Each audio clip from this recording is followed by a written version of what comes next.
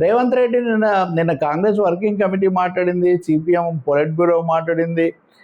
అలాగే రేవంత్ రెడ్డి కూడా వర్కింగ్ కమిటీకి వెళ్ళినప్పుడు చిట్ చాట్ చేశారు. ఆయన ఒక్కటే లెక్క చెప్పాడు, ఈ పెంపుదల చేసిన తర్వాత కూడా దక్షిణ భారతదేశంలో 165 సీట్లు ఉంటాయి. ఉదాహరణ 165 పెరుగుతాయి. ఉత్తర భారతదేశంలో 600 సీట్లు ఉంటాయి.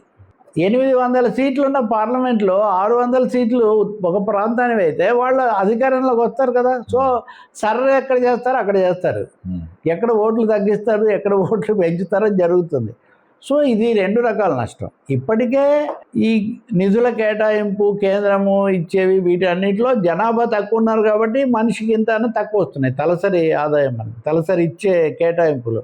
ఇప్పుడు సీట్లు కూడా తగ్గిపోతే అసలు దేశంలో ఒక అసమతుల్యత వస్తుంది, దేశ సమైక్యత కూడా దెబ్బతింటుంది. మూడవది రాజ్యాంగబద్ధంగా ఉండే సమానతా సూత్రం దెబ్బతింటుంది. కాబట్టి ఇంత ఆదరాబాదరాగా మీరు చెయ్యకండి. మీరు వివరంగా అన్ని పార్టీలతో చర్చించి హేతుబద్ధమైన ప్రాతిపదిక మీద చెయ్యండి.